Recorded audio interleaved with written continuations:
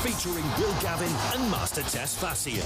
And a squad of big-name contributors. The S Word from talkSPORT. Well, a very good morning to our friends across the pond and good afternoon from here in London. This is the S Word. It's Monday morning and the Premier League season is finally over. Does that mean you've stopped celebrating yet? Did I? Hold on. I don't think you know the depths of my celebrations. Oh, I do. I saw you this No, morning. you do not. We have a medal here. What have I done? What have I was going to wait, but you know what? Why not? You know, how's it look? How's it look? Huh? Tainted with my tears. It's a beautiful thing, man. It's a beautiful, beautiful thing. We've got a huge show for you today. Tottenham survive the drop. West Ham go down. What next for these two London giants? We're speaking to Roshane Thomas from The Athletic to discuss exactly what this means for the Hammers. And we're going to talk about what's next for Tottenham as well. Can they rebuild? Can Roberto De Zerbi turn them back into a top half team? 17th again? Team? Can they at least finish above 17th? We will get into all of that. Still celebrating 17th. Angelina Kelly will be in the studio to discuss Barcelona's 4-0 victory over Lyon in the Women's Champions League final. Bruno breaking the assist record, because we are going to be introducing the beam of joy to the show today, Master. I thought we were calling it the beam of positivity. Oh, is it the beam of positivity? You came up with the name. I got it wrong. Already from the off, I'm all over the shop. The beam of positivity, because we had some great stuff to celebrate yesterday. Like the beam, baby. And with Spain announcing their squad with no Real Madrid players for the first time in 92 years of going to international competition. That was a real spicy R-roll. Marcel will join us. So much to come on the S Word. What a show. What a show. Bring your lunch, bring your dinner. Yes. Yeah, you like my spicy rolling R's? Yeah. Sounds. Somebody had a fun weekend. Real Madrid. You and I both had fun weekends, but no more fun than yesterday afternoon, when from 4 p.m. the entire Premier League was decided. European qualification, relegation, of course, as well. And Tottenham beating Everton thanks to João Palhinha's strike means that West Ham's 3-0 win over Leeds wasn't enough to keep them and their 14-year stay in the Premier League afloat. Here's how it sounded on talkSPORT.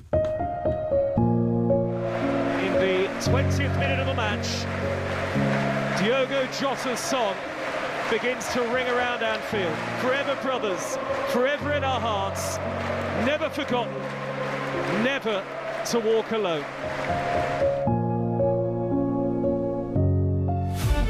It's left Engamoa to finish it.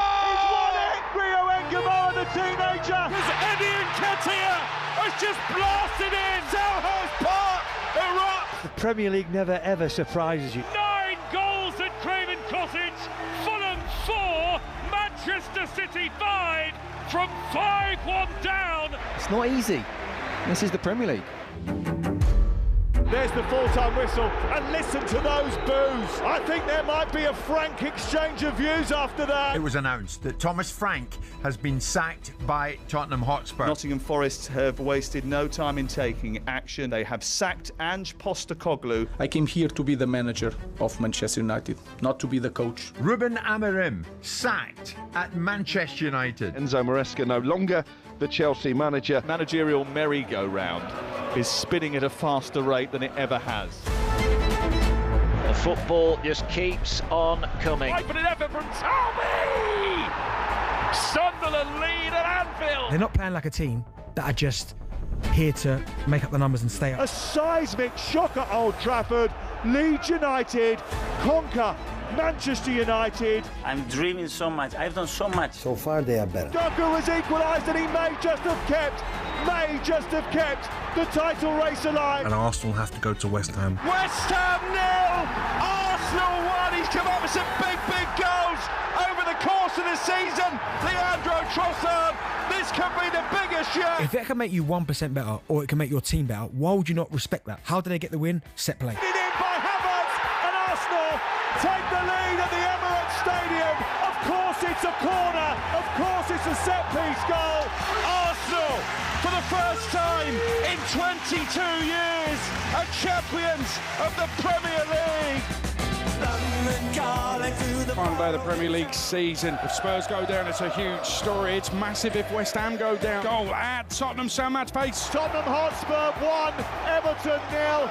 João Palhinha. If it stays like this, Tottenham are staying in the Premier League. And that means whatever happens here, West Ham will be powerless. And it's game over. Crystal Palace 0, Arsenal 2. Excellent finish from Madueke. Set piece FC, Bernardo Silva, who's coming off the field to a standing ovation. Mo Salah has had his final kick as a Liverpool player. Get on with the football, honestly. Liverpool secured the last Champions League spot. Bournemouth and Sunderland are in the Europa League, Brighton in the Europa Conference League. And it's the last action of the afternoon. West Ham United have done their bit. Unless Everton can score twice, it is game over for the unhappy Hammers. Desperate for the whistle, which comes and brings relief to Tottenham Hotspur.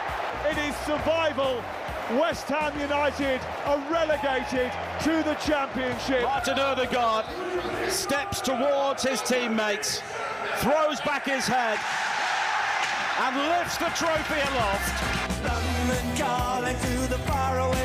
That's how the whole season sounded on talkSPORT. I mean, don't get me wrong, it's a beautiful thing to hear back, but that's basically all we have time for on the show. See you later, guys.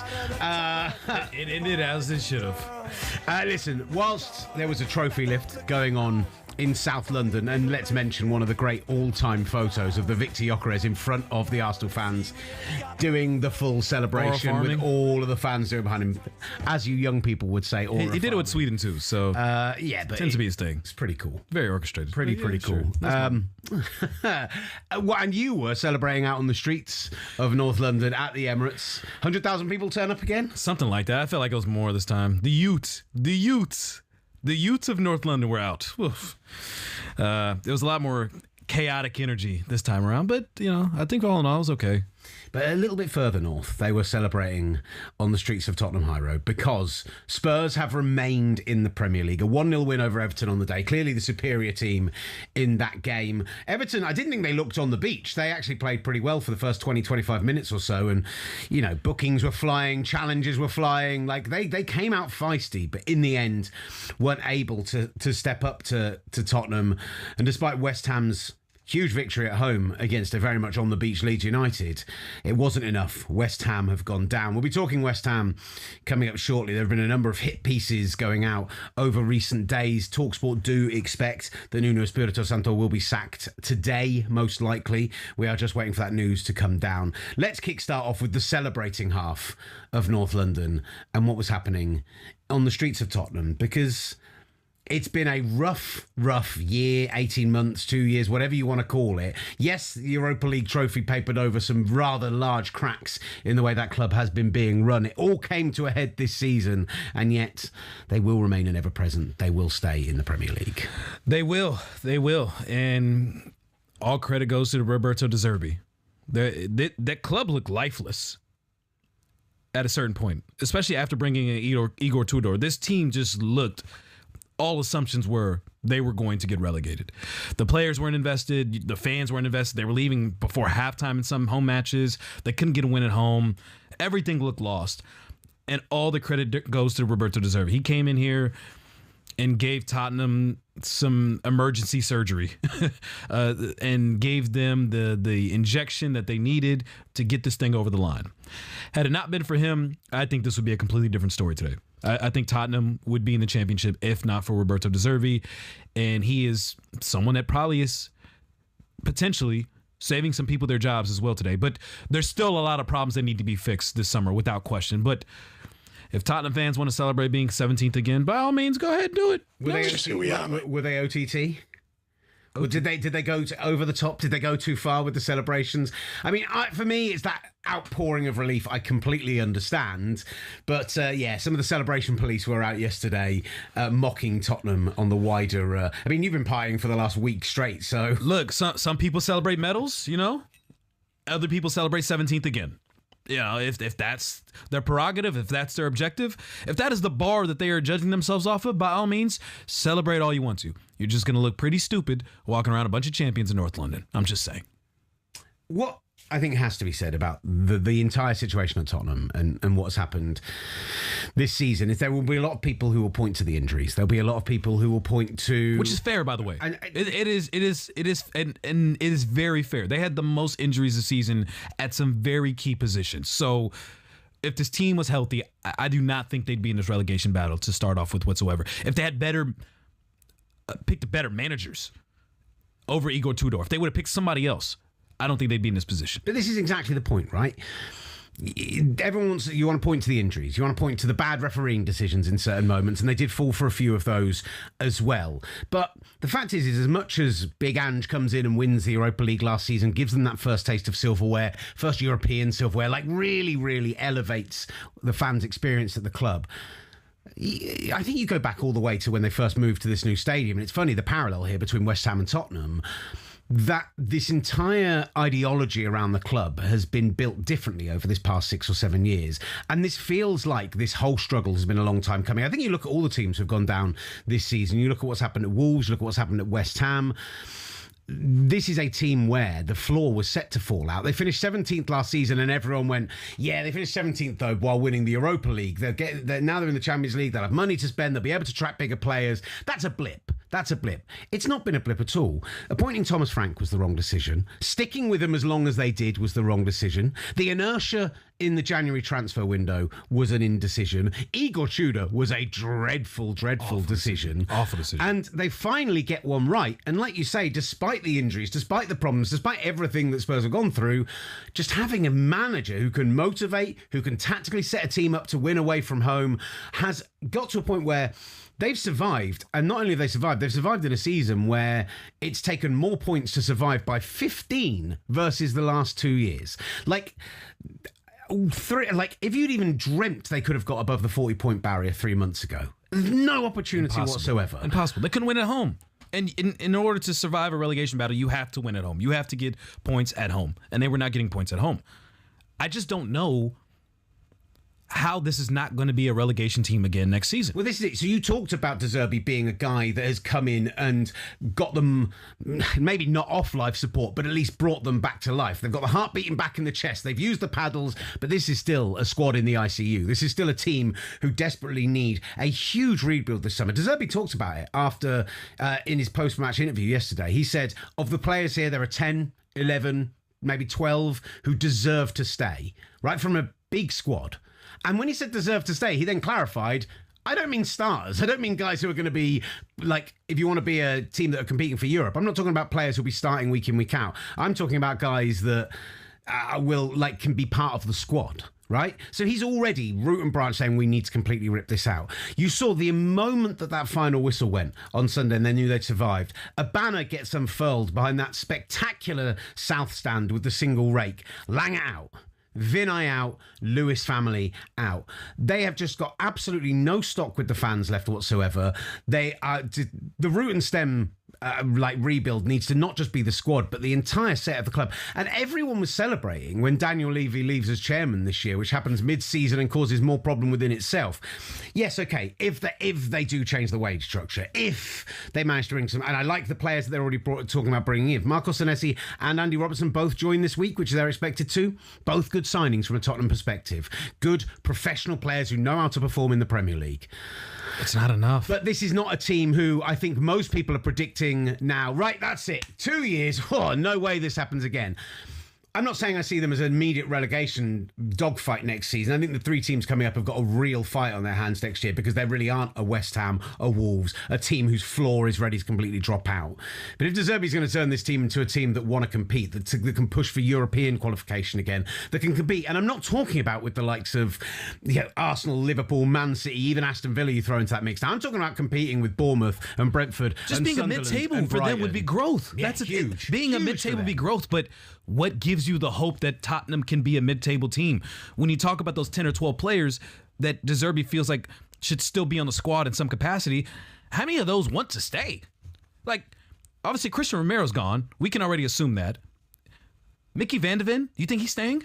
If these guys get an option to go elsewhere, to compete in Europe, or to have a better chance at another club that's better functioning, Why would you not take that opportunity? The whole point, and listen, I saw Jamie O'Hara on White and Jordan mid-morning this morning with Sam and with Alex Crook and those guys, and there was a conversation around snobbery for Tottenham fans. What kind of player should they be targeting? Should they be looking to try and bring in players that they believe are this way he was talking about? Those guys I've mentioned, great. Premier League pros, everything great about them. Except they're both free transfers and you had those deals pre-agreed on the basis that if you didn't get relegated. So they were already guaranteed and bought in. Beyond that, realistically, who's signing for Tottenham right now? You're probably having to go to those championship teams that didn't get promoted. You are looking for the Anton Semenyos. You're looking for the Alex Scotts. You're looking for the people not as they're moving on to a bigger chance, not as they've already proven themselves in the Premier League and they're going on, but you're going to have to go and find these floor-raising players who have performed well in other leagues and hope that they adapt to the Premier League in the way that those names that I've mentioned have. They're not a team who are going to just be able to go out and sign Europa League level, top half of the Premier League quality players, even if they do open the wage structure up, even if they do say, right, we're going to start paying people now. Van der Ven, for some reason, I really imagine him staying. And I think it's because of the spirit that De Zerbi has created. It's because you saw his celebrations yesterday. Romero, he's out of the country 2 days before this game. He does come back, but you feel like he came back because of public pressure and because of the perception, 100%. not because he actually 100%. desperately wanted to be there to support his team. I think if they lose Romero and Van der Ven, they're in real trouble. So I can see them throwing money at Van der Ven to keep him. But beyond that, who are you that worried about? You just mentioned Marco Senesi. He's leaving Bournemouth to go to Tottenham. I mean, we can talk about that separately. Just stay at Bournemouth at this point. I'm saying, for some of these guys, you're going into a situation where you're leaving a place that is better suited, despite the fact that Spurs has great facilities, is in London, has everything that you would imagine would be a great fit for you to make a step up. This is not a step up for most people, unfortunately. So a lot of these guys that are going to stay, truth be told, maybe it's circumstances beyond their own, under family, wanting to stay in London, whatever the case may be. But if you get a chance to go somewhere else to one of the big clubs that is coming calling, you can bet your last dollar they're going to leave. The other parts of this too. Roberto De Zerbi did his thing with his back against the wall. Mm-hmm. And there are some managers that are great in that fight or flight relegation battle moment that can really rally the troops, bring them all together, and make things work. Who is to say that it's going to work with Roberto De Zerbi next season? There's just too many question marks with Spurs, and they're not going to find the answers, I don't think, in this summer transfer window. And I can't imagine from what we've seen from up top that ownership group is going to make the right decisions to make this a more attractable place without any European football. It's not going to happen. They've made such poor decisions over the last 5 years, not just over the last 18 months, which 100% want to cite. I do feel that Roberto De Zerbi, as a developer of players, as a guy that under that Tony Bloom system at Brighton brought through some amazing talent. I can absolutely imagine a situation where Alfie Gray starts next season and he's brilliant because he's a brilliant talent who hasn't been given the right opportunities. But so many managers like him have been burnt out dealing with ownership. Antonio Conte, Jose Mourinho, the list goes on and on. Graham Potter. Like the guys who are just high-wired, high-strung managers that are obsessed with winning get frustrated with Tottenham to the point where they reach a boiling point and a point of no return because they can't function in the manner that the club operates in. I think, as I said, root and stem needs to be done throughout the club. There's part of me that just looks at this season and does look at the injuries and does look at the issues and does look at the fact that now they've got a manager in who I can trust. And I'm like, 12th next year, Spurs fans should be happy with that. 17th again, ole, ole. 17th again, ole, ole. 17th again, 17th again, 17th again, ole, ole. Congratulations, Spurs fans. Celebrate all across North London winning 17th. You deserve it. It's just who we are, mate. That's just who we're you going are. to talk West Ham up next. What next for them? Are they on the Leicester route? Are they going to bounce back, or are they in some real long-term trouble? I'm not a clown. Big name reaction from both sides of the pond. The S Word from talkSPORT.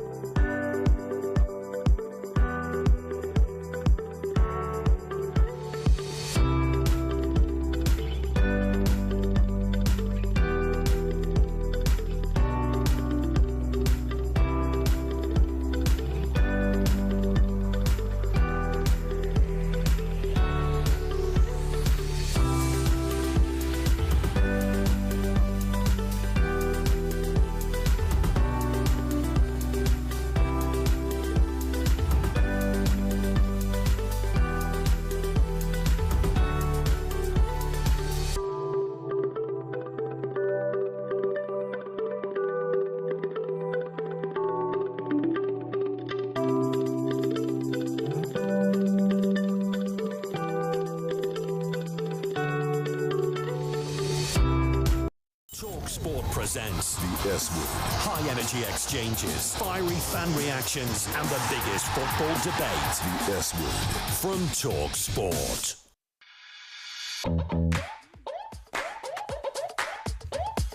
You're back with the S Word on talkSPORT. Will Gavin, Master Tesfatsion in the studio alongside me. We are breaching that gap across the pond between the US and the UK and bringing American soccer fans the show that they deserve. Yeah, I mean, we're already adjusting with medals. You know, that's we look down on medals in America, but you know what? Enjoy your one medal while you've got it. We usually do rings in America. We love a nice championship ring, but you know, I'll take a nice medal. I'll take a nice medal.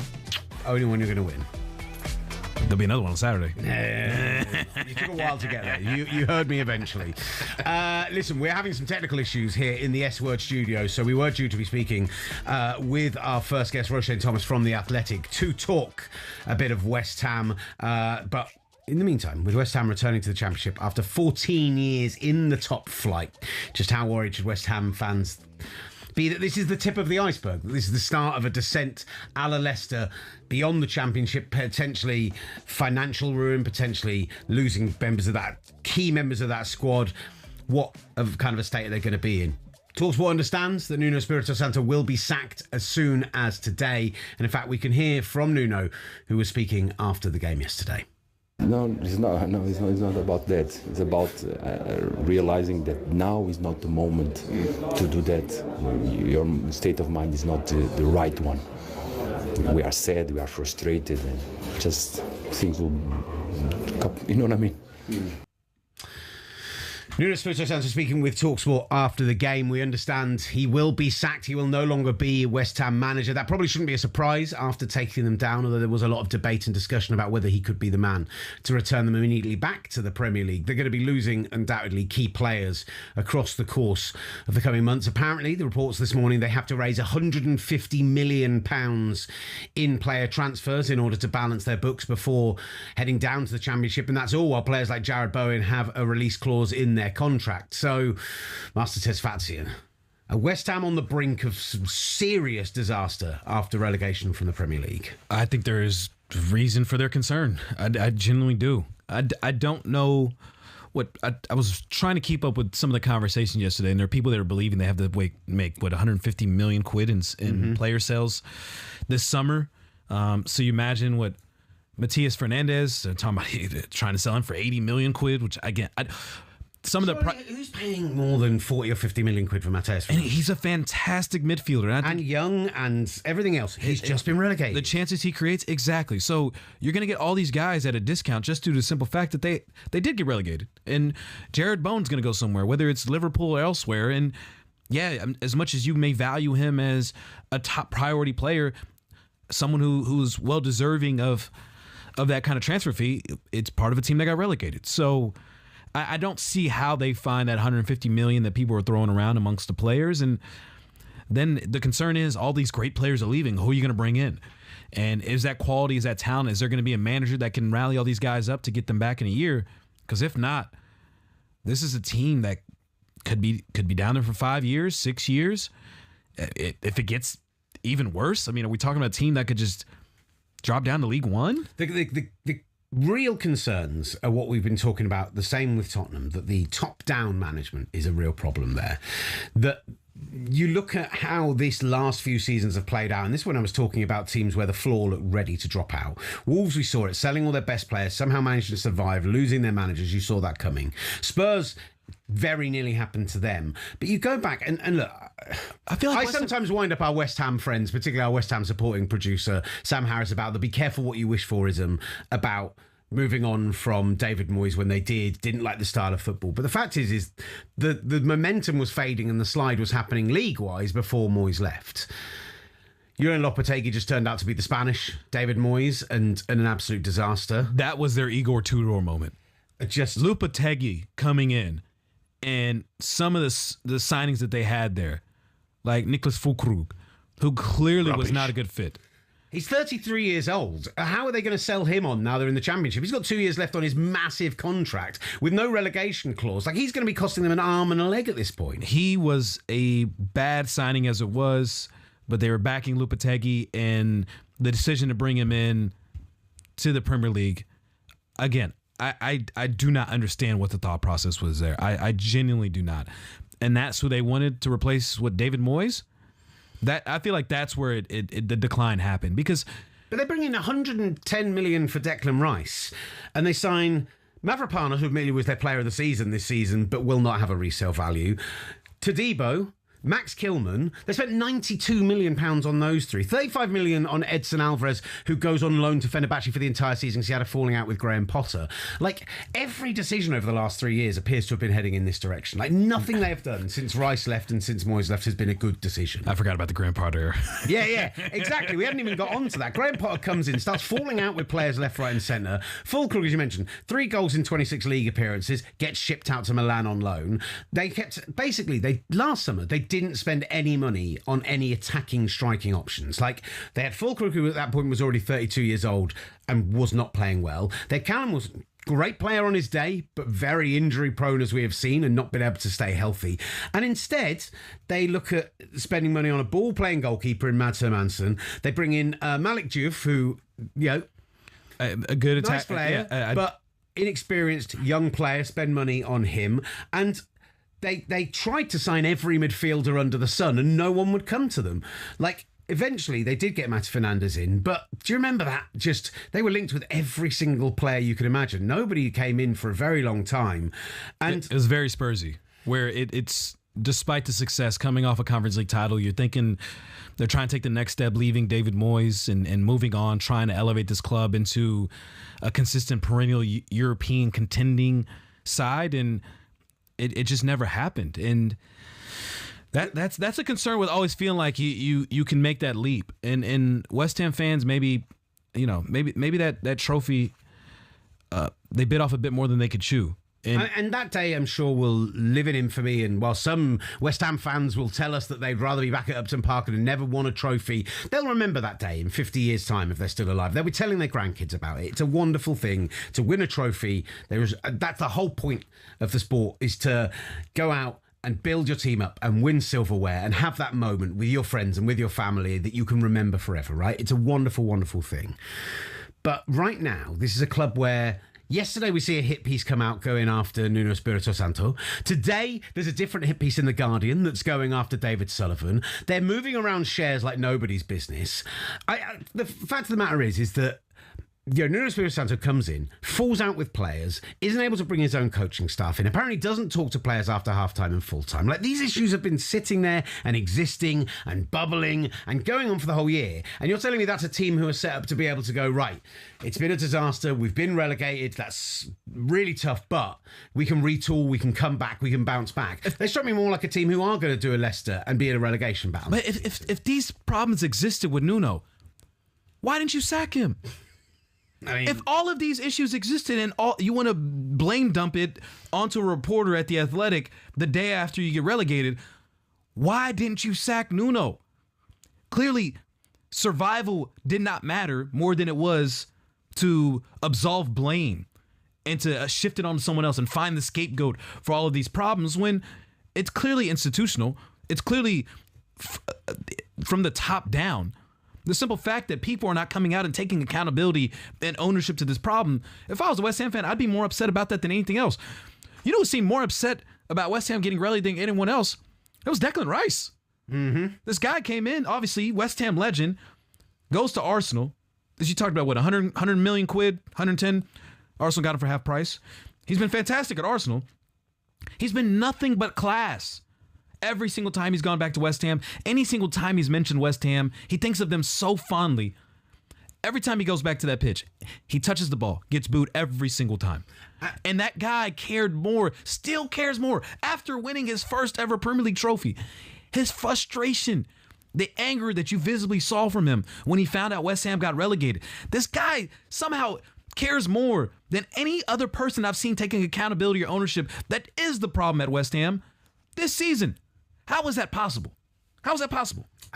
You're arguing, like, the guy leaves Chelsea at 14 years old, spends 10 years at West Ham. I hope that he feels that in his heart and soul for the club. But you could absolutely imagine a world where the way that he moved on, the way the fans have treated him, even if it's tongue-in-cheek since he's come back, that he wouldn't necessarily or shouldn't necessarily care like that. And yet he still muting the celebration when he scores, still showing that frustration. And listen, from my perspective, when we talk about the systemic issues at this football club, we talk about not signing a striker last summer, we talk about struggling to sign a midfielder, and then we find out that it turns out from this report today that they had an Osula loan deal on the table, didn't take it. Would have been a tremendous addition. Could have taken Rayan in January, didn't take it. Would have been a tremendous addition. Those are two players who in the last 6 months of the season have been two of the best players in the Premier League when they've performed, and West Ham could have done with both of them. It wouldn't have taken a huge amount for them to stay up here, right? No. They did not finish a long way behind Spurs, and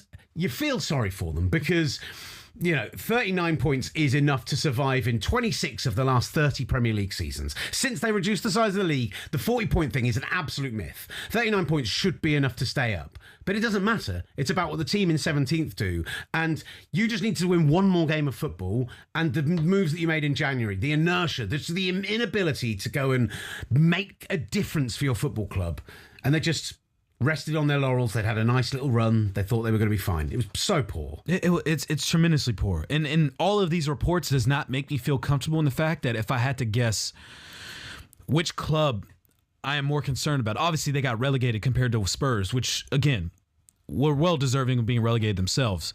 But the simple fact that it is West Ham that got relegated, I am absolutely worried for their future, because West Ham is a club that we need to see in the Premier League. It is, in terms of... I'm less convinced about that. You think so?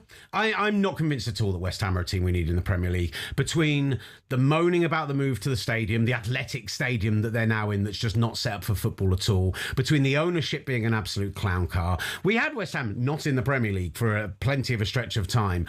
And I think right now, West Ham are a football team who... I don't see them as deserving of Premier League football. The Premier League has changed, right? We are in an era where Bournemouth and Brighton and Sunderland on promotion can be winning European spots, where we're seeing Brentford coming very close to that fact, and where Tottenham can be nearly relegated this season despite being an ever-present. Nobody deserves Premier League football, but particularly, even though West Ham have a great support in the past and have always been a well-rooted for club, I don't think anything from the behaviour from their ownership to the players, to the fans themselves, nothing screams to me, Premier League football club. But the supporters... Apart from the fact their stadium's got a big capacity. But, it's got 60,000 people, and you can fit another 20,000 between where the fans sit and where the actual pitch is. The whole thing is a complete clown car. The fan support is my interpretation of why I felt like they are well-deserving. And for me, at least, have always felt like when I think of the Premier League, obviously there's many teams to think of, but going to East London, facing West Ham, that's one you kind of are mindful of, and the energy, the excitement, the idea of the hammers, blowing bubbles, the whole experience of... It's just an American who's watched Green Street too many times. Maybe. Okay, be far for that. But you know what? Hey, maybe West Ham belongs in the championship and facing Millwall. And that's there's some fun derbies now that are going to be happening in the championship, and that'll be interesting to monitor next season. Let's hear from the former West Ham striker Dean Ashton, who joined the mid-morning show on talkSPORT earlier today and said what he wants to see from the next manager. I think they would love a passionate manager that shows that outwardly. Nuno's not like that. You look through past his previous job. He's not like that. That isn't him. What we see is what you get at the moment, is that calm, composed manager, whether it's the ups and downs. And I think that has worked at times. But the West Ham supporters are some of the most passionate in the country. And I think they would enjoy a character that maybe showed that. And recently, it's been a conveyor belt of a lack of passion in the dugout. The last 5 managers, none of them had, I think, genuine passion, certainly on the sidelines or in the way that they spoke. Dean Ashton saying he wants genuine passion from the next manager. And as far as I'm concerned, this West Ham job should be Scott Parker's to turn down. If they are not banging on his door already before Nuno is even out of the building, I'll be astonished. And people will look at it and say he's just got Burnley relegated. Well, yeah, he also got Burnley promoted with a threadbare comparative money to spend on his roster with the other teams who are in the Championship. He managed to get Bournemouth promoted as Championship runners-up. He managed to get Fulham promoted via the playoffs. This is a guy who deals in this as a speciality, and he is passionate, He loves the football club. He can actually drag something out of the players. My only concern is, a little bit like we've talked about with the Real Madrid situation. Not that I'm comparing West Ham to Real Madrid by any stretch of imagination, but a little bit like we've talked about with Xabi Alonso at Chelsea, like we've talked about Luis Enrique at PSG. If Scott Parker's going to take that job, he needs that ownership to say, we're getting rid of the sporting directors, we are changing the structure of the club, this is going to be your team to run. Once we've sold that £150 million of players we have, it may not be a big pot, but it's yours to spend on the players you think you need to get us back out of the Championship. Because unless they do that straight away, they could be in long-term trouble. Is he going to be able to have that authority to do so, despite, obviously, having played for the club, had 113 caps with the club? Is it maybe... you can look for somebody that is passionate, that understands the club, or do you need someone that can help fix this problem immediately within a year? And I'm not saying that Scott Parker can't do that, but do you look at maybe a Sean Dyche, a Big Sam? Do you find one of these guys that has the pedigree and can grind away wins in the championship and bring you up? And that's I think that's what Scott Parker is at this Scott point. Parker can do that, yeah. But separate times now, with three very different football teams. And each time, what happens to the clubs? I've almost there's a ceiling there. He'll bring them up, but they come back down. That £200 million you earn from just getting back to the Premier League, that fact that, yes, they're going to have parachute payments this year, but they're having to make these huge sales. You need to find yourself someone who is going to at least get you back up. And Bournemouth have remained. Fulham have remained. After he moved on in both of those occasions. Moved on is a very, very nice way of saying they moved on from him. If I'm West Ham, I am promising Scott Parker the world to get him to come in and restore some pride in our football club more than anything else. I think that part of it, and I think the fans can rally and get behind him. So yeah, that I understand that sentiment. I just think I would not want to fall in love with the romanticism of the idea of that. Do your due diligence, because who you hire as his manager is the most crucial thing. We could talk about the players, the money situation, the ownership group. If they do not nail who this manager is, that's when you think the bottom fell out now. It can get worse. It can get much, much worse. And considering what I've seen from the past couple managerial hires that they've had, and considering the fact that they didn't want to sack Nuno, I'm guessing probably for financial reasons, when they've come out and had all these issues and problems that they want to tell every single reporter now that they've had with Nuno, what convinces you that all of a sudden now they will nail this managerial hire? I am convinced, and Dean Ashton has got me fully aboard the train. The bandwagon I have leapt straight onto. He didn't name anyone specifically, but this is a club who has lost their soul. This is a club who have moved on from their stadium, who have lost the fan base, who have now lost Premier League football, and they need somebody who's going to talk them back into all of that, who is going to rally the troops, who is going to elevate them, and I'm convinced Scott Parker is that man. Not Liam Rosenior? Yeah. I'm the biggest Liam Rosenior guy there is, and that's saying something. What? All the LinkedIn talk that you've been talking nonsense about, maybe they need someone that's a LinkedIn hire. Maybe they need to go. Maybe West Ham needs to go on LinkedIn and see if Liam Rosenior is an AI search for them. He could be a good fit. Listen, we've got plenty more still to get into from this final weekend of the Premier League season and beyond. We're going to talk about the Spain squad announcement. No Real Madrid players in that squad for the first time in 92 years of appearing at major tournaments. Up next though, we talked about the two teams, one relegated, one just not relegated, their futures. It's time for the beam of positivity. From the touchline to the terraces, talkSPORT presents the S Word.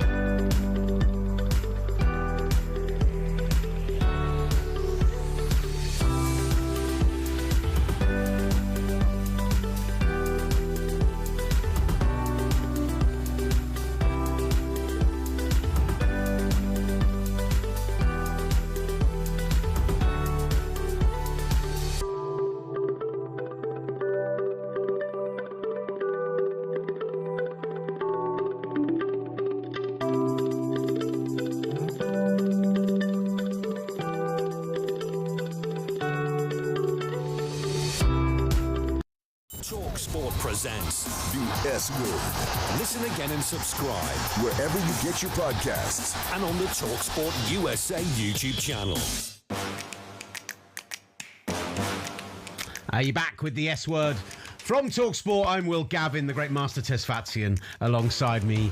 Apparently he's a Premier League winner now. I thought this was like a Super Bowl ring. You're only allowed to wear it if you were Are they just flogging those in the club shop for 30 quid a pop or something? Somebody on the street. I don't know how much it costs, but I feel like Kurt Angle today. I can't knock it. Well, you need to get a second one first. Let's see how Saturday goes. Then you can start claiming And a broken neck? Angle. Yeah. We'll see how you behave on Monday after if you win on Saturday. It's true. It's true.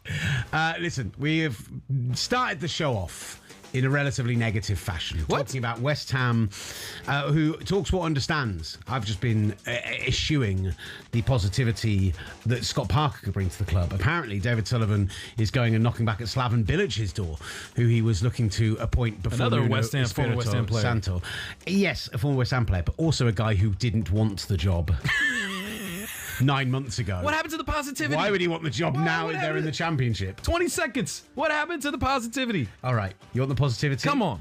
Let's bring the beam. Come on. Light the beam, baby. Light the beam. It is time now for the beam of positivity. It's not bright in here. I can't see. This music choice is weird. I can't see. What is this? So bright. So very bright. I have to put my actual glasses back on, otherwise I can't see. Listen, the beam of positivity. It was a day yesterday where, for all of West Ham's toils and Tottenham's celebrating a 17th place finish, as they deserve to, no celebration police around here, because it was a true day of beauty around the Premier League. A day where tears were shed, where Guard of Honours were held, where great careers were memorialised, and it's just some positivity we want to share from the final day of the Premier League season as we bid farewell to a 25-26 season, which has been marred at times by accusations of being boring. You struggled there saying positivity. It's all right. We're all learning together here because, here in this country, unfortunately, all they do is complain. And, we're going to try and change that. We're going to try and bring up some hope and optimism. When it's cold, they want the sun. When it's sunny, they want the cold. Oh, I always want the cold. Yeah, that's coming from someone that was spinning in... My complexion and my size, as a man of substantial carriage, plus 30-degree heat does not agree with me. But that's not part of the beam of positivity. Stop it's not. I'm trying to be positive. I'm trying to be positive. Listen, it's easier said than done. Before we dig into any of these individual things, just to list some of these off. The Arsenal trophy lift, after 22 years without a Premier League title. Crystal Palace giving them a Guard of Honour. Unai Emery giving... Real quick, can I note, they gave the Guard of Honour as they were exiting and entering the pitch through the corner. What a fitting Guard of Honor for a team that won this league through set pieces, scoring goals on corner kicks. Arsenal entered the pitch with a Guard of Honor right through the corner. Well said. For a season that we're... Light the beam, baby. The beam. Keep the beam going. Light the beam. We are positivity. Where's my beam? Pew, pew. Pew, pew. This is not beam music. This is the music that Sam Harris chose, so he deserves the... He's dancing. What is this? Listen, the action we saw at City with Villa players giving a Guard of Honour to both Bernardo Silva and John Stones mid-game, which some of my English counterparts have been hand-wringing and pearl-clutching about. Unai Emery's gift to Pep pre-game. The send-offs with Gundogan and Ederson joining Pep during that time. Man City renaming it the Pep Guardiola stand, the rebuilt North stand. Mo Salah's final game. Jordan Henderson getting the send-off he wanted. Bruno Fernandes breaking the assist record. And then the brilliant teams who made Europe whilst the world champions didn't. So much to be positive about. You are just exploding with positivity. Your cup is runneth full. I'll tell you where I want to start. Where? My beam of positivity is aimed very firmly in the direction of a team who I don't think we gave enough positivity to last week. Should they put some sunglasses on? I think, yeah, they're already... If you don't notice, they're already on, buddy. The beam is that strong. Aston Villa. Off the back of their Europa League victory last week, we gave them their flowers. We talked about how brilliant the performance was. I didn't. But we quite quickly tore into the fact that, the Premier League is ruining the second-tier European competitions. We did not give the respect and love that Aston Villa deserve for being a team who've come from mid-table in the Championship just 7 years ago to winning a major European competition. And what you wanted to do was compare their wage bills to Freiburg's and compare their net spend to Freiburg's. What about a team who have finished in the Champions League places, who have finished fourth in the Premier League, despite the fact that if you want to look at net spend over the last 3 years, Arsenal have spent £406 million. Man City have spent £364 million. Man United, £393 million. Even Liverpool, who had that one season where they all bragged about their net spend being in the positive, have still spent nearly £300 million net spend. Aston Villa, £41 million. Unai Emery, pound for pound, has been the best manager in the Premier League. And despite the fact that they've been basically on the sauce since Thursday morning, that they've been having parades, they've been celebrating. I don't know if Ollie Watkins has slept, and yet he scores a brace at the home of the team who have won the Premier League in 4 of the last 5 years. They were not on the beach. They were right on it. And Aston Villa deserve their 4th place finish. My beam of positivity is aimed towards Villa. Beautiful stuff, gentlemen. I think this is your way of having me not complain about the things I complained about with Villa last week. And you know what? Yep, that's exactly what it is. You had me in a checkmate. I cannot complain. I'm happy for Villa. I'm happy for the Villa fans. And they went out with class in the spite of all that was on the line Sunday with a potential 6th spot for a Champions League team if Villa lost. They took the game seriously, but also showed all the adulation and love to the legends at Man City who were going off the pitch one last time. They went out this season with class, honor, and dignity, and they will be in the Champions League. Tremendous season for Villa.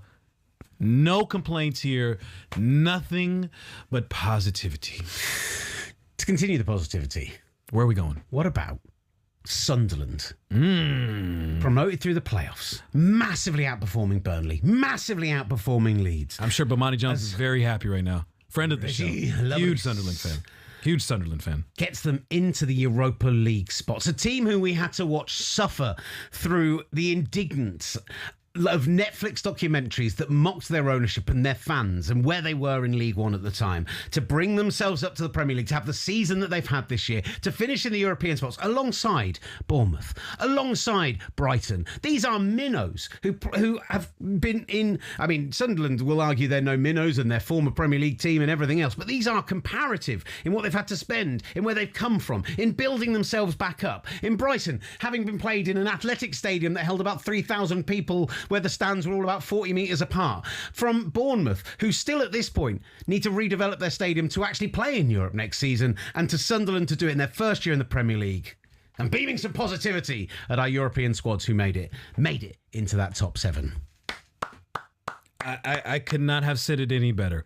I'm happy for Sunderland. What a remarkable story. When you talk about the last 2 years, the promoted sides were all but guaranteed to be relegated. Mm-hmm. Sunderland took a different approach, making it in through the playoff, getting promoted, spending big this summer, but spending smart. Yeah, no, I love that. I love spending smart, making very tactical decisions to build out their depth, and ultimately using that strategy to not only stave off relegation and be safe in the Premier League, but that first half of the season, they were on fire and rode that wave despite some, there was some turbulence there mid-season. AFCON, of course, they had a couple players who went off for AFCON. The form kind of, when they came back, there were some issues with the form there. But during the run-in, finished strong. And I don't think any Sunderland fan could have ever envisioned a top half table finish. Yeah, let alone like that. Like absolutely, top half for them would have been a pitch fever dream. Dreamland. To go to Europe in your first season being promoted back in the Premier League, that is one of the best stories of the season, not just in the Premier League, but all throughout Europe. Congratulations to Sunderland. That, in terms of the stories, when you talk about the Brightons, the Bournemouths, all the teams that well-deservedly made it to Europe, Sunderland will be the story I will never forget. That everything about it, the fans, the players on the pitch, the recruiting, tactically how they lined up, how they gave it their all. Sunderland is going to be a team I remember from this season. Bournemouth, however, 18-game unbeaten streak, in which time they basically cost Man City the title, who collapsed like a flan in a cupboard from that point onwards. Love me some cherries. Oh, love me some cherries. Give them the love. Give Sunderland the love. All the love. And everyone who stopped Chelsea from also qualifying for Europe, despite the fact that, what was it they needed? 6 points? Yeah. From their last 9 games, and they would have made Europe this season? We're not here to talk about negativity. Oh, I'm going negative now. It's Chelsea. I'm sticking the boot in. You went from McLovin to negative Nancy. We got to bring back the McLovin, okay? We'll talk about Chelsea another time. Let's focus in on how Bournemouth was able to do the job and take care of business for a club that, as you've mentioned as well, a club that financial uncertainty, where they were at, to now having a stable ownership group, to having a manager in Areola that they believed in and trusted in, having a recruiting process that, other people had a chance to take Ryan, but Bournemouth was the one that were able to secure his abilities, and we see how tremendous he has been. Getting guys like Alex Scott buying in. Krupi. You can go down the list. All the players that they missed out on, and having just a new batch of players that they brought in either in the summer or January transfer window, or players that were waiting in the wings. Bournemouth sold off their entire back line and lost their best attacking player in Anton Semenyo mid-season. Admittedly, in a big money transfer, and they'll get to reinvest those funds and help rebuild them, but Andoni Iraola, for me, has cemented himself as one of the top managers in Europe, in world football. In Europe? At this point. Wow. To the point where, I'm just going to put it out there, I think Man City might regret not making him the manager. Over Enzo Maresca? I'm just saying, Maresca did not do the business at Chelsea. He struggled a little at Chelsea. He's not still the manager there, is he? He's not taken them to European glory. Iraola, at this point, I'd see if Bournemouth will keep him. See if he can stay. Because none of the other options out there. Palace? No, thank you. Stay at Bournemouth. Take them to Europe. Because he should be going into a top managerial job in Europe. He should be taking a team with Champions League football into that competition next season. I'm still in my namaste phase. So I'm staying very calm, peaceful, and channeling the energy within as I say this. Chelsea should have hired Areola over Xabi Alonso. And I think Chelsea will regret the fact that they did not hire Areola over Xabi Alonso. Areola would have made the most of that roster. As we've seen, he would have gotten the most out of those players, whichever players are still left. And the jury's still out on Xabi Alonso. I think Areola would have been a tremendous fit for Chelsea. But they wanted a big name, and Areola wasn't a big enough name for them. And I think they'll regret it. I think... So we're pitching that Man City are regretting not... going for Areola, that Chelsea... That you were pitching Man City. You're pitching Chelsea. I'm agreeing with that. I'm pitching Chelsea. I think... United? Should United have gone for Andoni Areola? Well, they regret it. Just a question. Just a question. But the thing is, if he doesn't go anywhere, will he still be around? Where else will he go? I think he should stay at Bournemouth at this point. I really do. But it's too little, too late. They already announced the replacement. It's... You don't want to do that, it sets a bad vibes. We're trying to be peaceful. We're here for the beam of positivity. Listen, the beam of positivity is here. Okay. In the next segment, I'm going to take a few of those stories and I'm going to flip them on their head. The beam of negativity? It's not really the beam of negativity. Although maybe it should be described as that. Yeah, I don't want to hear the music. I don't want to hear the music. Thank you very much. On a bank holiday? Negativity? Do I need to take the shades off now? I do want to ask you about how you feel about the situation with the Guard of Honours and everything else. And up next, I just want to call out some Brentford fans. Right here. I just want to make it clear. The beam of negativity. I think some of their behaviour unacceptable yesterday.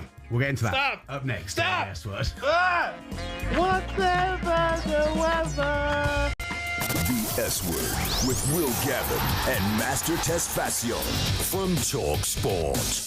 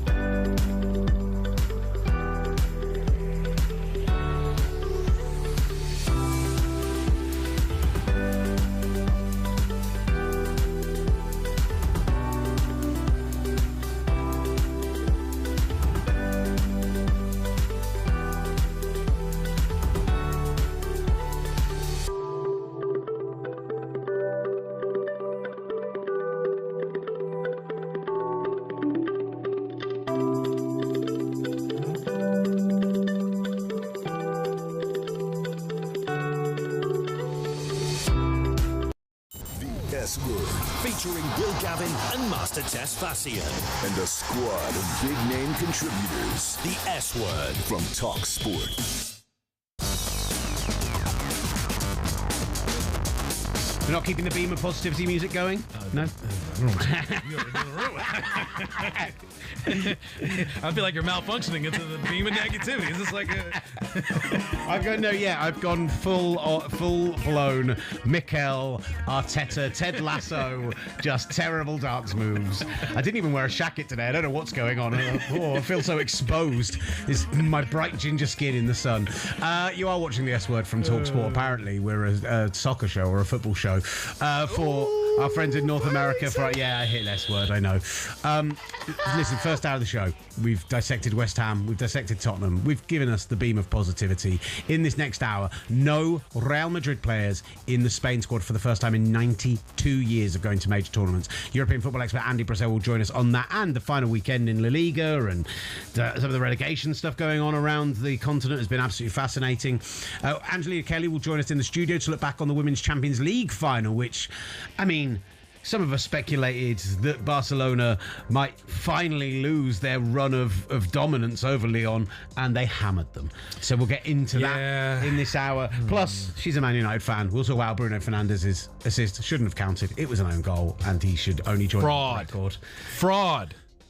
But first, Master, what are we talking? I want to talk a little bit about... We're going to do around the grounds. We've got some stuff that we want to mop up, some clips from the weekend, some of the best bits, etc. I want to talk about a trend that I saw on social media today. And as we all know, X is the platform for the beam of negativity. It is the home of negativity. The epicenter of negativity. Jordan Henderson, after having a sensational career at Liverpool, after taking over the club captaincy from Steven Gerrard when he retired, after being there as a real stalwart of that football club, and you can like the decision he made to go to the Middle East or not, you can question where that sat with his politics, and you can question whether he should be in this England squad or not. But the fact is that he left Liverpool without ever getting a proper send-off. On Sunday, that's when they played football. I nearly said Saturday. On Sunday, Brentford are there. He's playing. They're 1-0 down. They need to win this game to end up in Europe. Around the hour mark, they take him off the pitch, and he gets the reception from the Liverpool fans that he should have had before he left that club, that Mo Salah encouraged the Liverpool fans to give him.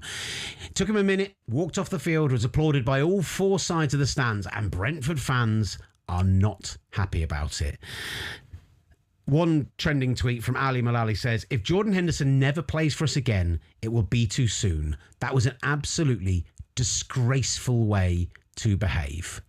Brentford fans believing that with their team needing 2 more goals in order to make their way into Europe this season, Jordan Henderson should not be milking the applause, and he should be either staying on the pitch and fighting for that place or getting off as quickly as possible. Master Tess Fassian, are Brentford fans showing some sour grapes, or do they have a point?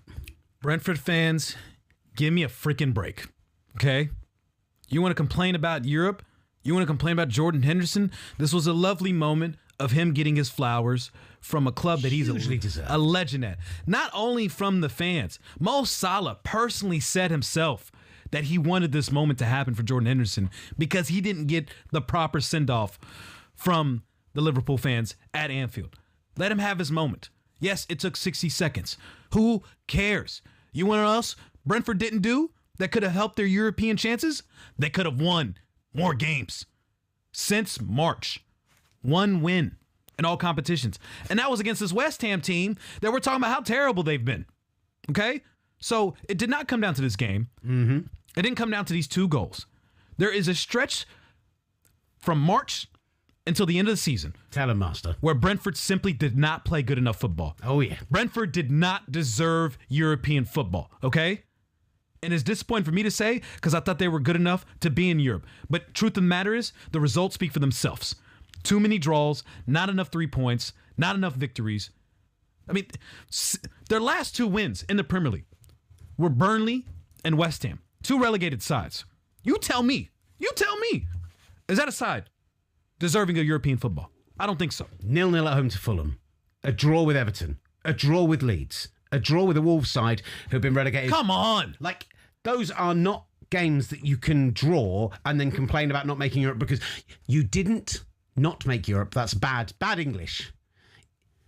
Jordan Henderson taking a minute to walk off the field when you're a goal down at Anfield on the final day of the season is not the reason that you're not enjoying European football next year. It is not the reason that Sunderland and Brighton and, of course, Bournemouth, as we've talked about, get that chance to go and play on the continent.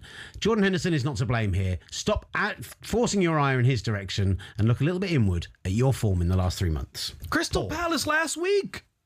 This rotated Crystal Palace side has been playing for absolutely nothing. 2-2 draw. Where's on home. the beach? Where's the palm tree? You guys are on the beach. These shades are coming back out. And you know why? Because Brentford is on the beach. All right? Enjoy the south of England. Enjoy Ibiza. Enjoy whatever beautiful island in Europe that you're going to go on a nice budget airline with. And we'll see you again in August. And you're going to be playing in the Premier League and all the cup competitions.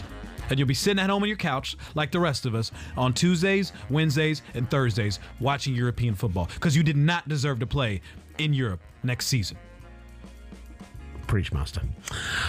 Should we talk about some of the other stuff that's going on around the grounds and the world of football? Some of the stuff we didn't talk about. You mentioned this moment. Let's see the moment where West Ham were relegated. And I don't mean at the London Stadium. I don't mean let's see the moment at Tottenham where it was confirmed. This is the moment from Declan Rice where he was watching and waiting to find out. He knew that he was coming out for a trophy lift. He knew that he was going to be the man to raise that trophy to the sky. And yet look at how much he cared that West Ham were going to be relegated.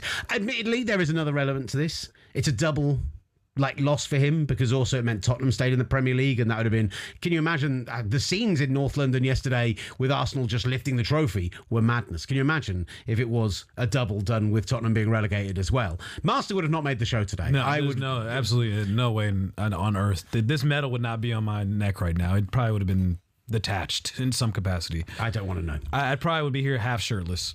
Half shirtless? It's just ripped off from the other half. Somewhere in Finsbury Park. Who's responsible? I want to know in this imaginary fiction of you turning in with half a shirt and. Thankfully, we'll never find out. Mikel Arteta's just ripped it off with his teeth.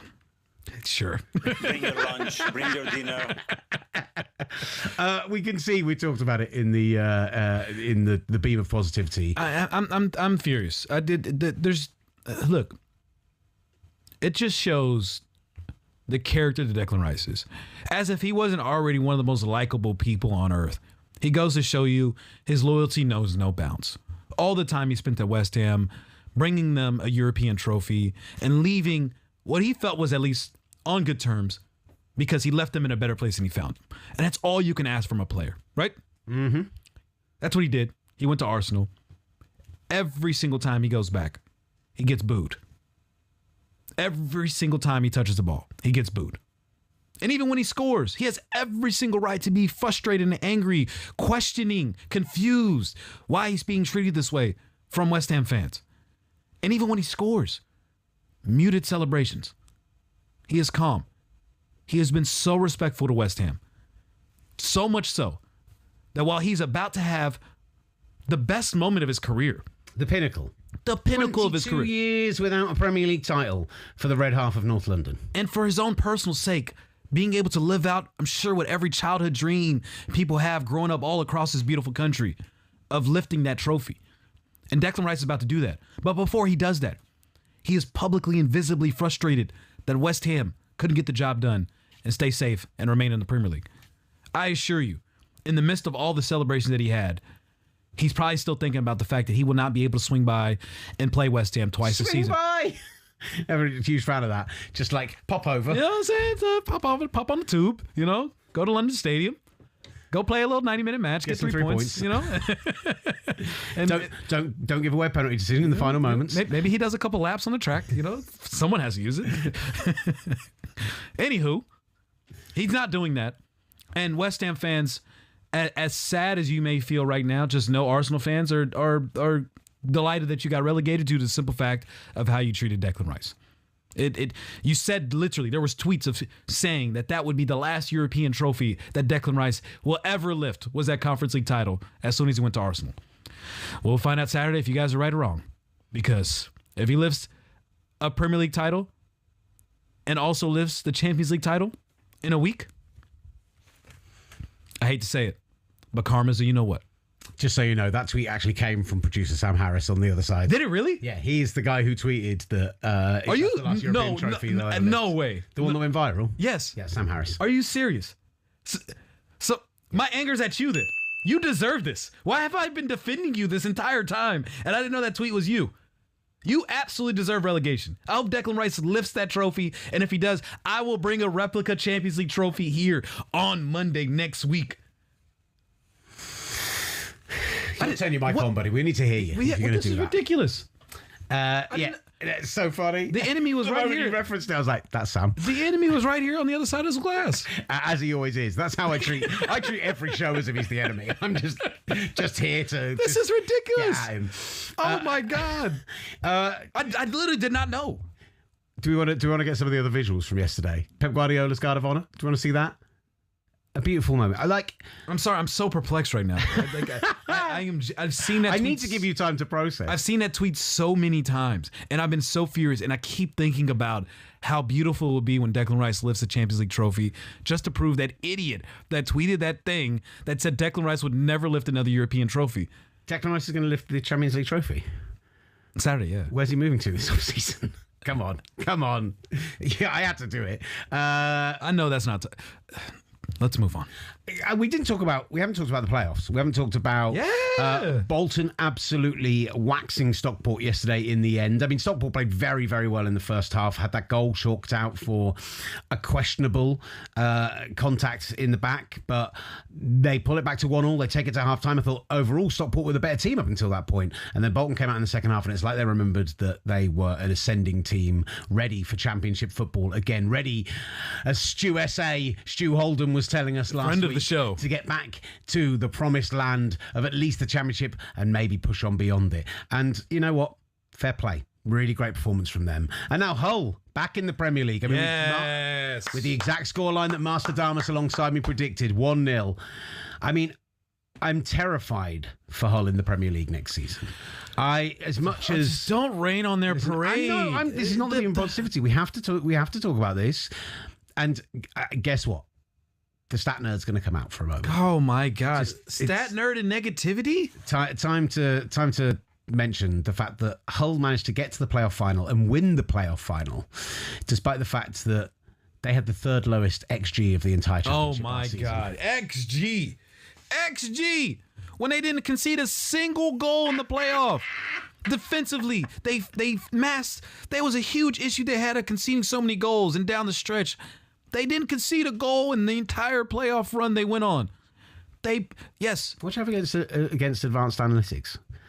It's improving the way we play football. Yeah, but it's a bunch of nerds who are showing decisions that who would have predicted that the last team to get in the playoff would be the one to win the playoff. The team that is being outspent by the Wrexhams and the Burnleys and, not having the glamour and glorious. They're not cheating like the Southamptons. They're going about it in the way that everyone talks about you want to go about football. They're going about it the most professional way. And their fans are absolutely unbelievable. And they showed up and showed out every single home game, supported their team. They came out to Wembley. I saw them afterwards, an hour after the match, and they were beaming. They were delighted. They showed up with some tremendous support, and that is why we watched the game. Yes, you may have been outmatched. Yes, there were more chances that Borough probably should have taken advantage of all throughout that match. Yeah, I mean, throughout the entire season. Middlesbrough should have been promoted automatically based on their chance creation. Points.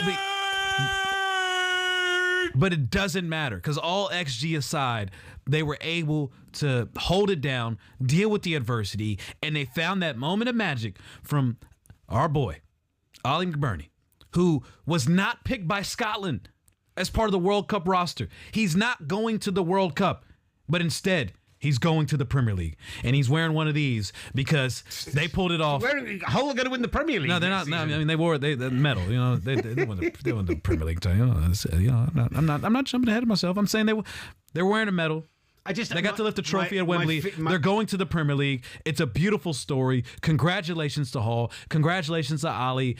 That whole club deserves it. They earned their way through this. They didn't cheat their way through this. They didn't lose a match to get in this position, and justice was served. The football gods ignored the XG. They ignored all the nonsense. They realized the true story here is a team that battled and willed and deserved this moment, and that is Hull City. So congratulations. You know who had a terrible XG the season before when they were promoted? Was Burnley. Which of the promoted sides from last season came down?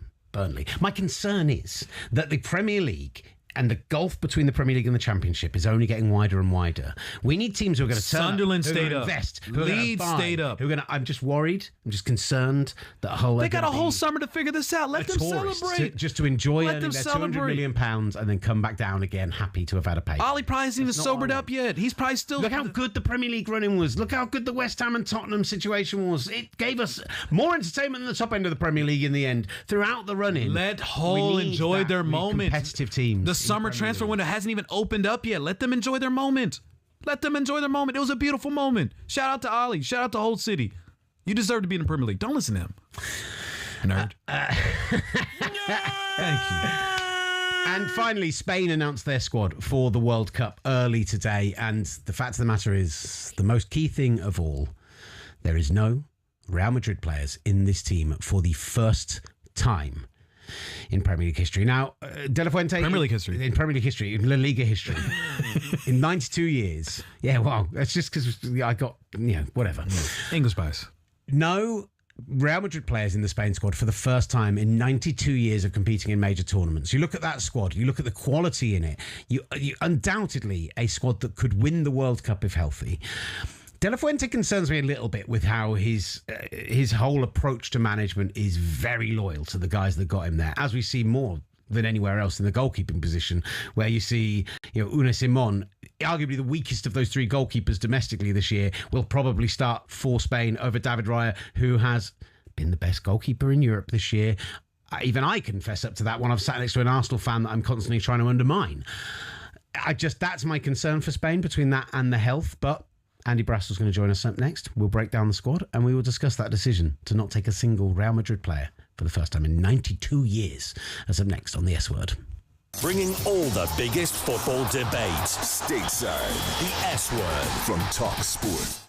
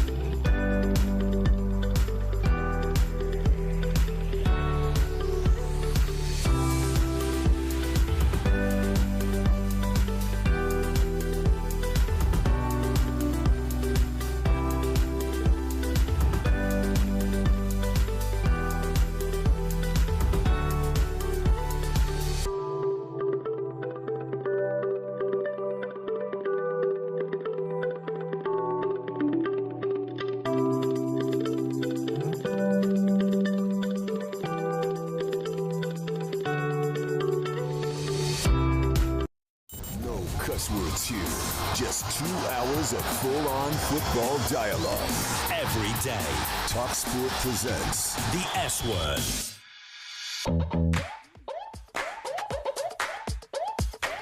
Welcome back to the S-Word from talkSPORT. Will Gavin, Master Tez Fatsian. It's Memorial Day in America, which we did not even mention. No, we haven't. Yeah. Happy Memorial Day. Happy Memorial Day. It's a bank holiday here in the UK. It's Memorial Day over in America. We had a lot of people celebrating, which means I hope they're at home, staying out of the sun, and enjoying the S-Word. Yes.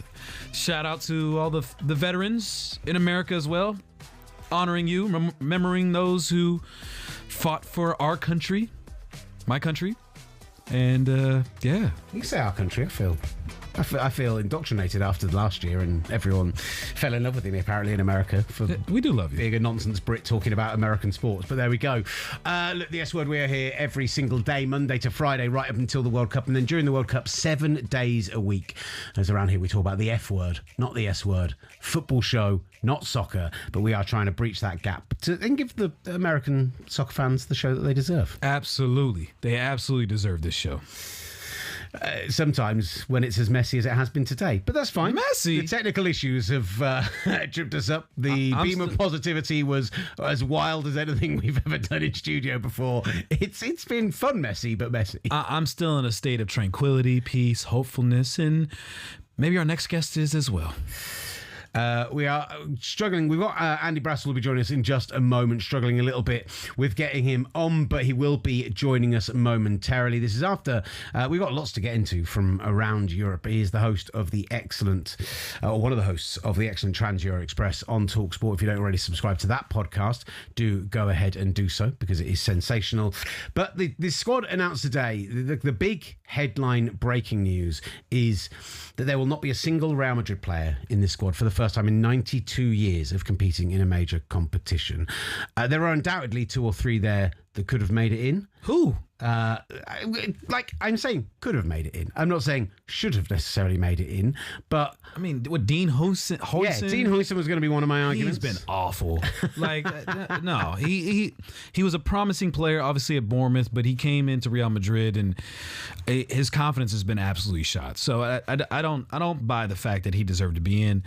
Danny Carvajal was someone that maybe could have been, does he even count as a Real Madrid player at this point? I mean, yes, a Real Madrid legend, but there was some tension that happened in El Clasico between him and some of the Barcelona players, and whether that spilled over to the Spain national team or not is a very interesting argument to make.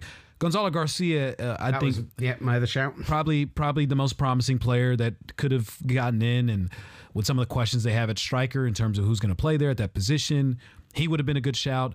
But all in all, Real Madrid truly didn't deserve to have a player in Spain's national team. They have been very poor this year, and not only have the Spanish players on the team been poor, the other part with Real Madrid too is their recruitment has been very European and Brazilian led. Mm-hmm. They have a ton of French players, a ton of Brazilians, and of course guys like Jude Bellingham and Trent Alexander-Arnold on the team. So it's becoming less and less Spanish.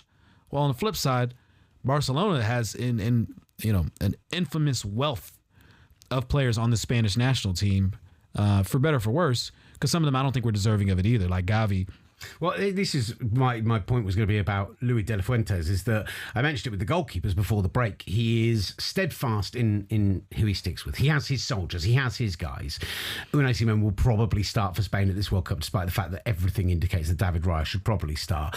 Nico Williams makes the squad, who has been, again, a player who can show flashes, who can be brilliant on his day, but a subpar injury-laden season. If Nico was healthy, he's starting on the left wing. You put Lamine Yamal on the right side, and you let those two work magic. Nico, I have no problem with. If he is fit, what he does on Spain's national team, it is hard to hold against him with Athletic Club because he's playing, no disrespect, because of the way they recruit in Basque Country, and they don't have players that they can bring in the transfer window. He's playing with world-class players in Spain. And that's not to say he's not doing Athletic Club, but there is a huge gap. and the amount of attention he'll get in an athletic club compared to Spain. But you have, like you said, Gavi back in the mix. Marino in this squad, despite the lack of football that he's played. Like, he has his guys, and his guys are going to get called Marino up. played 30 minutes, by the way, Sunday at Palace. So wonderful. I mean, that doesn't mean you should necessarily be in the Spain national squad. And we're talking about a time when last week, you and I, amongst the quote-unquote controversies, were praising Thomas Tuchel for making bold decisions, for not taking Cole Palmer, for not taking Phil Foden, because form, because health, because everything else had eluded them this season. I have some concerns for a Spain team that have already lost some key players, that we don't know what the status of Lamine Yamal is. We don't know what the status of Nico Williams truly is. This is a team who, based on the talent they have, are rightly in amongst the favourites, but are coming into this tournament without necessarily the form, without necessarily the health. But this is just our thoughts. Let's bring in our guest, the excellent... That was your thoughts. European football...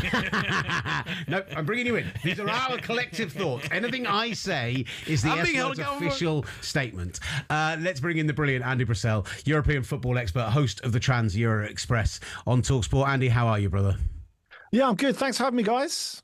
We appreciate you joining us. Thoughts on this Spain squad? Obviously, the big headline being not a single Real Madrid player picked for the first time in 92 years of going to international tournaments. Look, I'm not saying there's a backlash against superstar clubs, but I told my 14-year-old that, and he laughed for a full 30 seconds off the back of that. Excellent. But I think your point is absolutely right. I caught a bit of what you were saying before, and look, Dean Huijsen has been surrounded by a mess of a defence. It's impossible for a young player to get on there, and he's paid that price. Of course, he's not the only player who's paid that price. You look at the fact that Robin Lenormand has not had a good last couple of months, and he's been replaced by his teammate at Atletico, Marc Pubi, who's got better versatility as well. I think it's fair to say he can cover the fullback positions and maybe even a bit of defensive midfield. But I guess when you put it into context of La Liga, Barcelona have got 8 players in there. And that's without the other ones who were trained at La Masia, like Alex Grimaldo, for example. So I think you're right. It does show a lot of what's going wrong at Real Madrid at the moment. And funnily enough, if there was ever an argument to keep on Alvaro Arbeloa, this would probably be it. Because the one positive thing that he's done at the end of this season that I think will stand them in good stead going into next season and into the future, if Jose Mourinho deigns to play them, of course, is that young players are coming through. Now, we've seen La Fábrica, which is a really great academy in its own right at Real Madrid. But generally, in the past, they've produced players for other teams. So players who've gone on to succeed at other clubs. But now, you've got Gonzalo Garcia, you've got Pitash, other players who are coming through. So this bit at the end of the season that hasn't really worked for them, perhaps we'll look at it in future a little bit like the final half or final third of Klopp's final Liverpool season, where he blooded some of those young players who wouldn't have been ready for Arne Slot had he not been forced to play them. You talk about one of the guys actually did make the roster, Victor Munoz. Obviously Real Madrid still has 50% of his rights as well for. He was able to make the roster, playing at Osasuna right now, and has done well leaving Real Madrid and getting the opportunities and chances he wouldn't get at the club. But philosophically, Real Madrid has shifted quite a bit in the last couple of years, where we're seeing them scour the earth trying to find some of the best young talent, whether it is in Brazil and France and England as well, and prioritizing them per se more than their own in Spain. And it seems like it's going to be a huge issue in this upcoming election, as Enrique Riquelme is basically saying as one of his pitches that moving forward, this will not be a thing that happens. So how has it gotten to this point where you look at Spain's national team and it is just all Barcelona players up and down this roster? Well, I think there's an economic imperative to it as well. I think that the fact is Barcelona wouldn't have done it much differently if they weren't forced to by their financial situation. That's the reality. I mean, I think it's a weird thing to think if we go back a couple of years, say if Coutinho had worked out and Griezmann worked out, would Lamine Yamal even be this far along? Would he have got the opportunities? I think you have to ask that question. It's a valid question to ask. So I think with Real Madrid, obviously they were going through a huge period of change in losing very experienced cornerstones over a number of years, starting, of course, with Cristiano Ronaldo. But then the main bit is that they felt they had it covered for when Luka Modric and for when Toni Kroos went. But I think really you only miss people really when they've gone, and you only realise how great they were when they've gone. I think in terms of talent, they've got everything there that they needed. You look at Valverde, you look at Bellingham, you look at Camavinga, who's had a really bad season and, of course, didn't make the France squad. You look at Tchouaméni. And those are guys with the sort of talent you think, OK, they've got that midfield locked down as Europe's best for the next decade. And it just hasn't gelled. And they really have missed those guys. And without having those guys, not even playing all the games, but just to guide them in the background, I think it's been really, really tough for Real Madrid. Are Spain still rightly one of the favourites for you? Yeah, well, I think they have to be. And, going back to your discussion about, it's really tough, I think, to find that sort of mid-ground between form and the fact that 90% of international coaches are essentially quite conservative. They want to stick with their guys. And it's like, look, if you had like a bad half season, that's not going to make me drop you, really. And I think Nico Williams is a huge example of that. In fact, I think if you look at the season as a whole, it's not that dissimilar to the season in which he came into Euro 2024 on. Like, OK, he had a better season going into Euro 2024, but he didn't play every game. And I think if you're not playing all the games and you're not playing at high intensity, maybe that's the bit that helps you at the World Cup. I kind of think that about Bukayo Saka for England, really. That like the fact that he's not played, he's started some less than 40 league games over the last 2 seasons. Now, if you compare that to his 2 or 3 seasons before that, where you're thinking this guy needs a break, well, he's been forced to have a break. Maybe that's helped them. I mean, I still think France, as time goes by, are the overwhelming favourites. Like, I didn't really feel that even a month or 2 ago, but now I'm starting to feel that more and more, even though Spain are a definite contender, of course. The man next to me is banging the table in no small form for Portugal. I know. I couldn't help but notice the jersey behind you on the wall. I was literally about to mention it, because if we want to just look at Spain's midfield to Portugal's midfield, okay, and I'll list off Spain's players.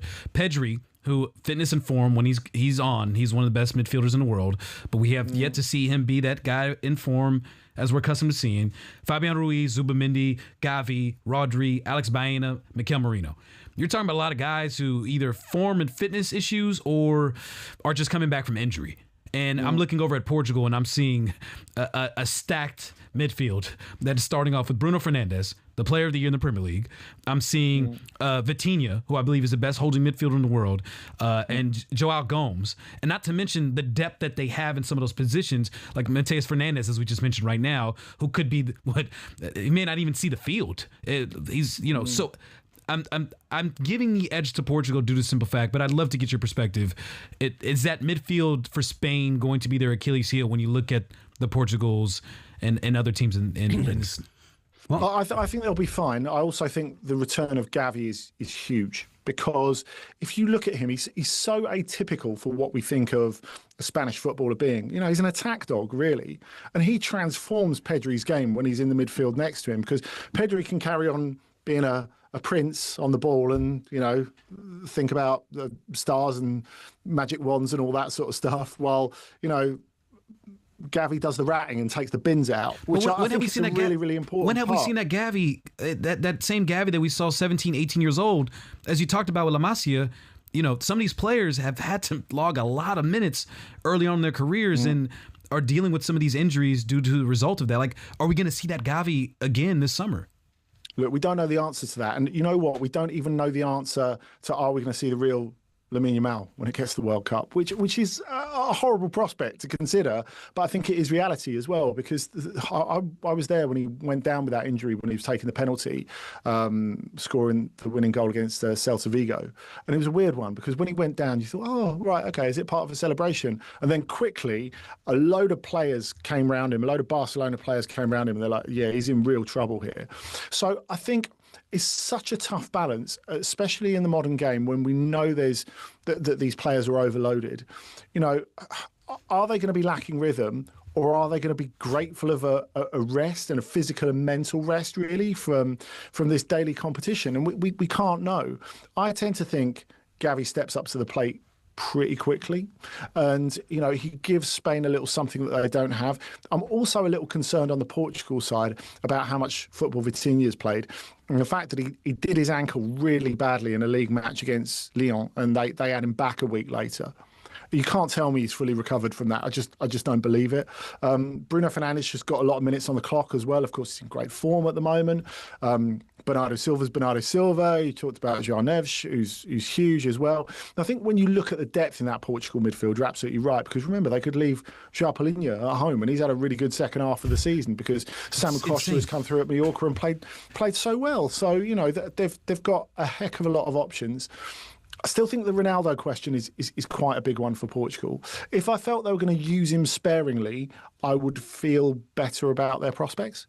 But really, I think the way that Roberto Martinez has run things, of course, in terms of what they've done in qualifying, it's like England in recent times. It's, absolutely impeccable.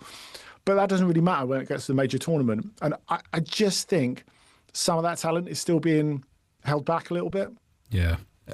I wanted to switch real quick, talking end of the season recaps all throughout Europe, and Serie A was an incredible finish yesterday. And we're so accustomed to seeing Juventus and, of course, AC Milan, which what a debacle they had. Those teams qualifying for some of those Champions League spots, competing for Scudetto, and those two teams being jumped by Roma and Como. As great as those two stories are, we can tackle those as well. How great of a story is Roma getting back in Champions League, Como qualifying for Champions League, but also what is going on to Juventus and AC Milan? What a disastrous season. Yeah, it is on a sporting level. That was their minimum going into this season to make the top four. And I think the race was sort of intensified at the moment, like probably 2 months back, when you realise that there's not going to be a fifth Champions League place. So it is just a battle for the top four, and there is at least one biggie missing out because, of course, it meant a lot to Roma as well. I mean, they've been in financial difficulty for a while now, and part of that has been because of this 8-year absence from the Champions League. Is no small part of that. But look, I think you look at just huge teams missing out, and in Juventus and Milan, but two huge coaches missing out. The fact is, Juve really hitched their wagon to Luciano Spalletti. They're happy with everything he's done, really, on the whole. So now they're kind of looking around for someone else to sack. Is it going to be Damian Comolli, the general manager? Is it going to be him? There'll obviously have to be some changes because a lot of the forward players that they brought in last year just didn't adapt at all, and they've got a lot of deadwood that they need to clear, but whose market value has dropped a lot, like Lois Openda. And then you've got Max Allegri, whose football or brand of football is only really justifiable in you getting results. Now, if you go back to the fact that they've had no European football this season, so he's been able to coach the hell out of them, so they should be singing from the same hymn sheet. That in the first 2/3 of the season, they're impeccable defensively. That up until the international break, they're even an outside shot for the title. And they end up not making the top four. I mean, and not even like close in the end because of, the way they lost to Cagliari yesterday is pretty unforgivable, actually, and really shows that there were problems going back a couple of months that they've just not dealt with. And obviously the fact that Christian Pulisic hasn't scored since December is really one of those problems. But I think you look at the other side of it, of course, Como playing without any pressure, Roma, who did have pressure but really peaked at the right time, and Paulo Dybala coming back and being fit for the last 5-6 weeks of the season really helped as well. Just on Como, going from Serie B into the Champions League. We've been hearing a lot from Cesc Fabregas, who's been doing the media tours recently and raising his profile. How impressed are you with the job he's done there? Are you surprised he's not being linked with some of those big jobs this summer? And is he that next kind of cab off the big name rank? Well, obviously, from a normal logical perspective, he should be. But there's a very particular situation between him and Como, because not only did he get them promoted, not only has he invested a lot emotionally into the club, and they're letting him develop in a way without pressure that he would encounter at bigger clubs, but he's actually financially invested as well. He's a shareholder in the club. So the fact is, this is not some place where he's just, turning up with a day pass. He's got the full 5-year membership with benefits. He feels he has to eat at the bar as well. So I think you look at Fabregas, and I think if you're him, you're thinking, A, I'm in a great situation where I'm working for myself because the club is gaining value and prestige. The club that I part own is owning prestige and value while I'm here. He's getting to work with fantastic young players. He's got better resources financially than, say, Milan do at the moment, which I think is a big deal. Now, he was linked to a load of jobs last summer, and Leipzig were interested, Inter were interested before they got Kivu. Leverkusen thought they had him at one point, and they didn't. And I guess in terms of the speculation not really being there this summer, I think everyone realised it was a bit of an eye-opener for people last summer. They realised how invested he was in the club, how attached he was at the club. It's a bit like your Pochettino at Spurs and then some. The fact that you realise you're never going to have it so good in terms of control anywhere else. Go to another club, and if you have 4 bad months, you're gone.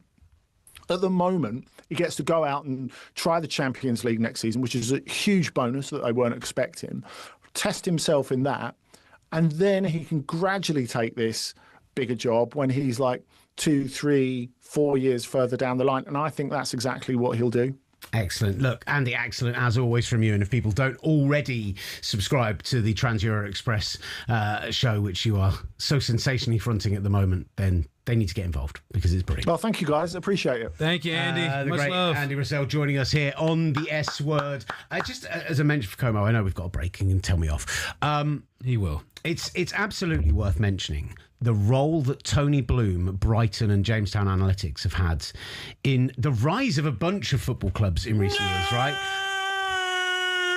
Stop. This is a serious point, right? This is genuinely, I want to know what's happening inside that building. I'm desperate to find out what they're doing because not only are Brighton qualifying for European football again, right? Como have gone from Serie B to getting into the Champions League. Hearts utilised their services exclusively in Scotland and came very, very close to getting a first Scottish Premiership title in 42 years, not going to Glasgow. Royal Union Saint-Gilloise used them, and they've gone from a second-tier team into the Champions League. Ipswich used them to get from League One to the Premier League, at which point they weren't allowed to use them anymore because of the links to Brighton. Like, there's something they're doing in that building that is turning smaller, like, up-and-coming football teams into just behemoths that are qualifying for top-tier competitions, and I am desperate. The nerd in me wants to know what on earth Tony Bloom and that company are doing, because Como is just the latest amazing story in their run. Well, you just glazed them off, so maybe they'll give you a chance to go inside and go see what's going on. Yes, please. Yeah, we've got to move on. Angelina's joining us in the studio. We'll be talking about the Women's Champions League final, and we might just sneak in a mention for the Premier League Player of the Season, Bruno Fernandes.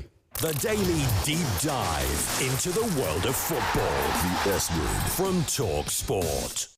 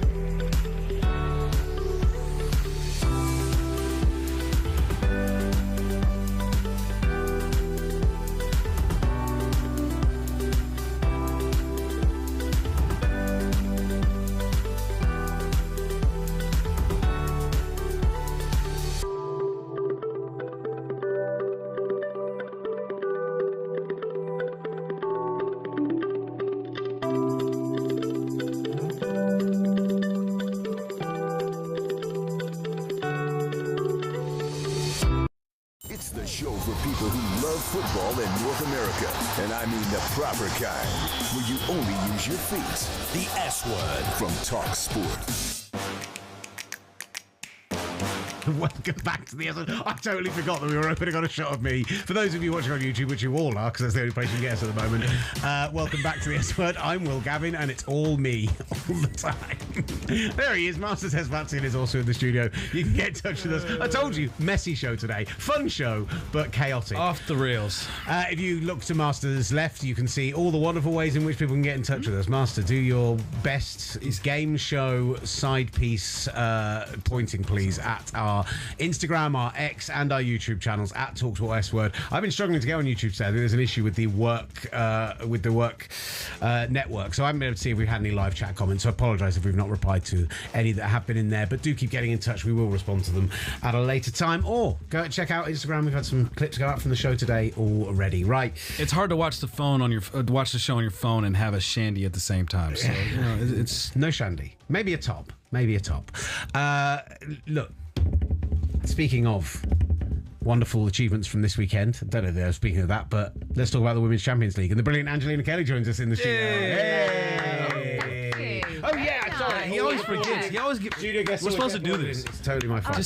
Totally my fault. He's the beam of negativity. I'm the beam of positivity. I'm glad I came in. That's for me. That's for me. She could have been anywhere in the world. She's here with us. Exactly. We both did our predictions on Master Damas for the Champions League final on Friday. Yeah. And we both picked Olympique Lyonnais to take the title finally off the hands of Barcelona. And that is not how it worked out. I think it's fair to say on Saturday. It was Barcelona 4, Lyon 0. So, yeah, Barcelona, once again, they have secured their 4th Champions League title in 6 seasons. This is also the second time, I believe, in their history that they've done the quadruple. Because you know what? It's Barcelona. They're just going to do a quadruple for fun. But yeah, goals from Eva Pajor, who, bless her, always the bridesmaid, never the bride. She was nicknamed the Jinx because she has been the runner-up in the Champions League so many times. With Barcelona last season, 5 times with Wolfsburg runner-up. It's pretty bad, isn't it? But she's finally got her award. She scored two goals. Salma Parayuelo as well got a brace. So, yeah, excellent performance. Also, the fact that the Lyon manager was the old Barcelona manager and it was his assistant coach in Barcelona, so he was up against his old assistant, but he came through, the old assistant, and won it for them. So yeah, fantastic for Barcelona. Probably going to be another Barcelona player winning the Ballon d'Or now, so yeah. Is the women's Ballon d'Or the same as the men's, where it's now an add-on for winning a competition instead of actually being the best player in the world? Well, yeah, it's an interesting one because it has just been Aitana Bonmati, Alexia Putellas recently just kind of sharing it between the two of them. I do think that Eva Pajor, this could be her year because she is Polish and the women's Polish team isn't particularly strong. I don't envisage them winning a Euros or a World Cup anytime soon. So I do think it's a little bit harder for her. So the fact that she has scored so many goals, she's won the Golden Boot for the Champions League, 32 goals in all competitions. I think it's hard to argue. Maybe Bunny Shaw, the fact that she's won the WSL with Manchester City, she could also win an FA Cup still. But yeah, I think if there's ever going to be a year where it's not Bonmati or Putellas, Pajor, this could be her year.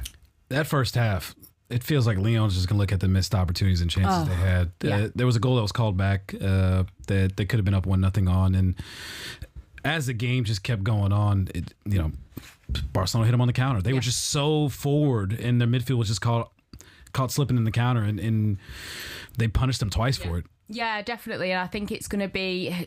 You're right. You look at that first half, you think that Lyon should be ahead. They're going to be kicking themselves. And I think also the way that Barcelona just completely dominate, like the second that first goal went in, I was like, there is not going to be any coming back from this. And they just went on and on. And I know that there's a lot of conversation about Barcelona and the fact that financially they've been a little bit restricted. Their squad is quite small.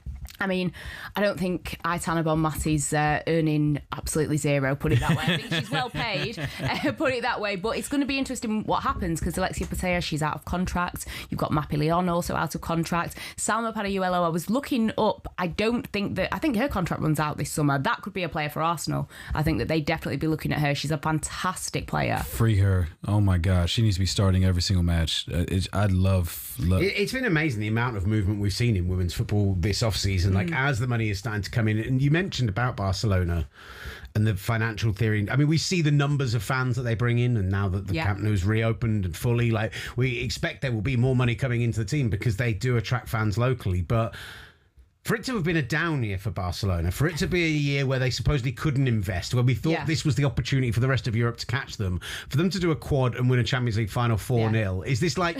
I did not expect this. No, me neither.